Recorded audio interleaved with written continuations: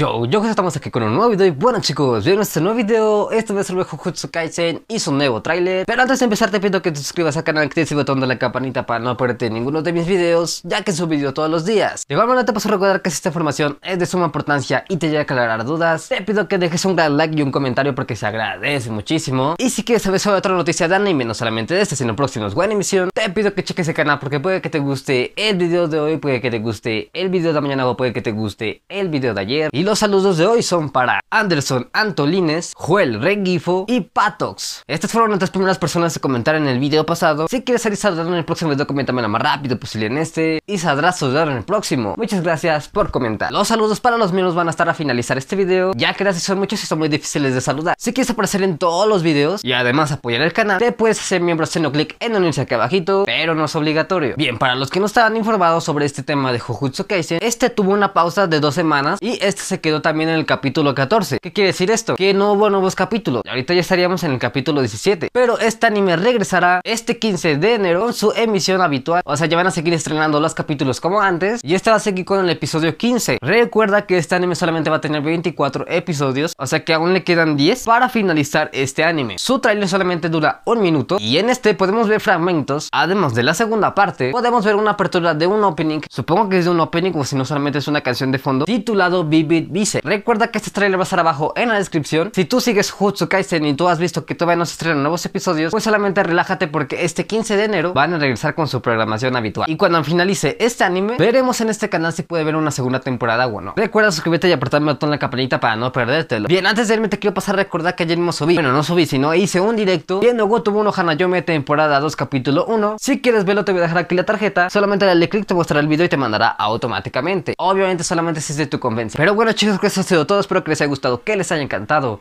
Adiós, adiós. Adiós. おやおやふよふよふえる頭ふよふよふわふわり飛び出すよふよふよふわふわふわふえる頭ふわふわふわらふわ飛び出すよおっとんごおっとんごいれせーの